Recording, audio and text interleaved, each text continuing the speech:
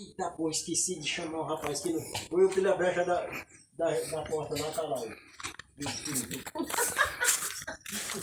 Ela tinha cansado, não saiu mais nada. Só vai.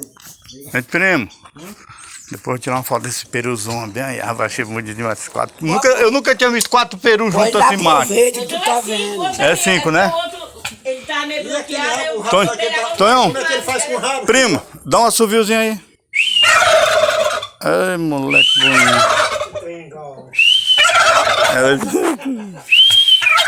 Ele vai ficando azul. E os 4 de uma vez. Rapaz, o moleque.